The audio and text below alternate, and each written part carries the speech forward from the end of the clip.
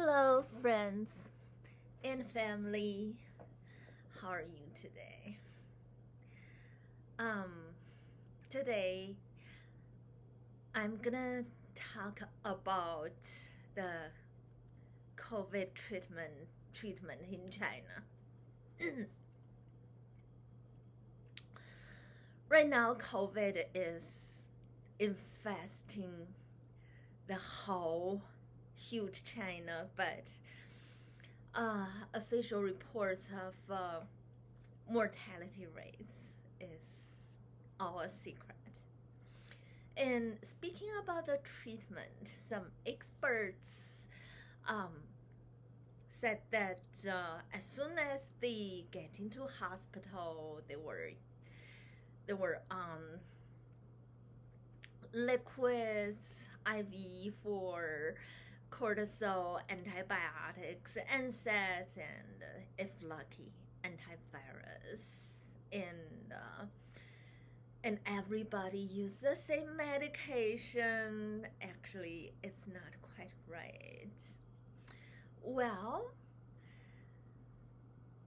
it doesn't matter if it's right or not. That's everything that the hospital has. And especially some um, heart failure people, when they need to use some medications like digoxin, nitroprusside, they need like at least two people taking blood pressure, counting heart rate right around for hours or overnight. There's no doctors or nurses available to do that. That's why when those patients are having heart failure, it's just like a death penalty. Just either way, give them medication or not give them medication. It's the same.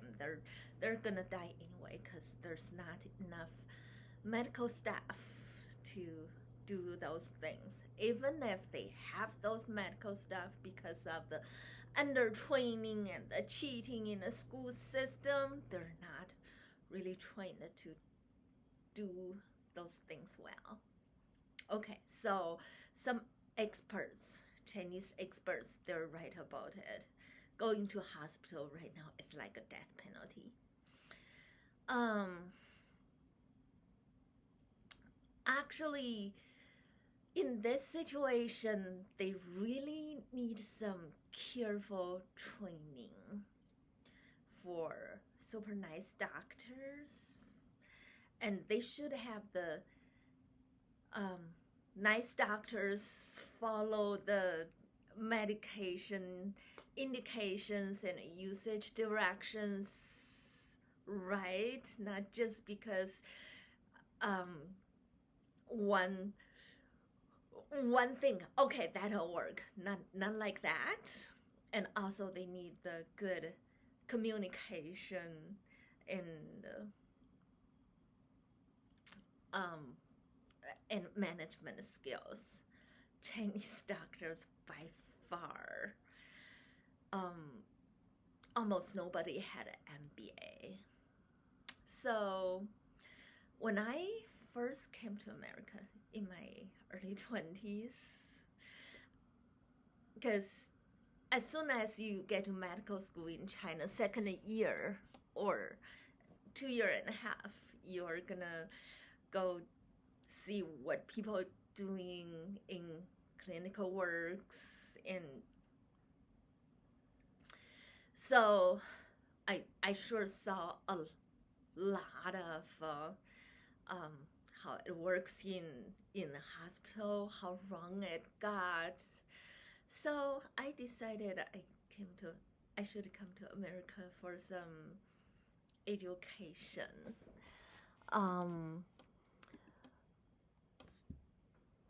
It was that year.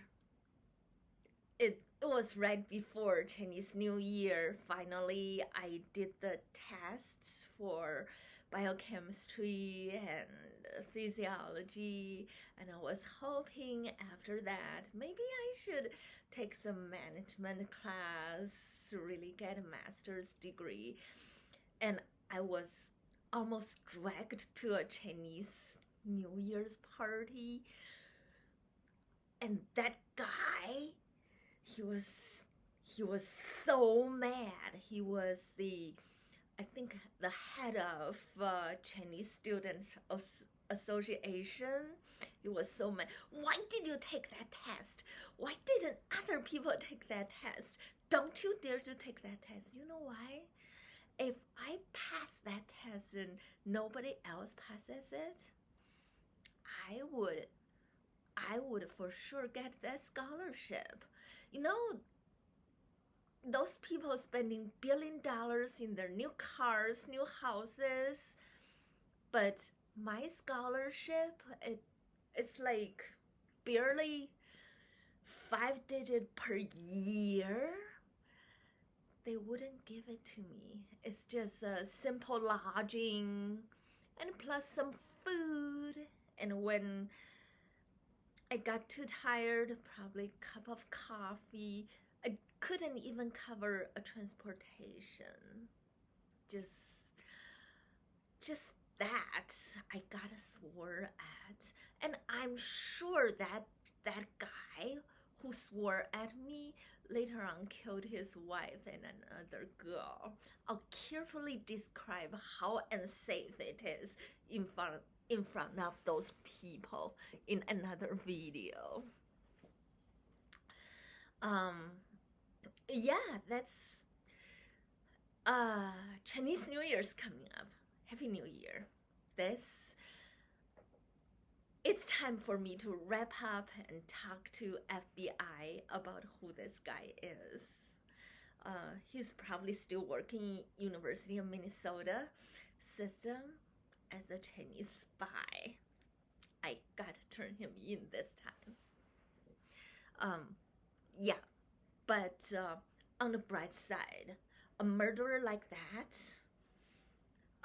never took management class, could follow the bullshit medical advices, directions, and don't care carrying dead bodies.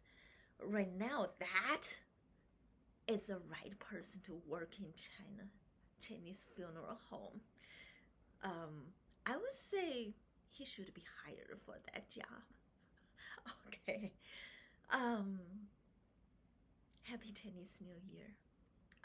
I'll go back to work on my FBI report. Thank you for watching. I love you guys.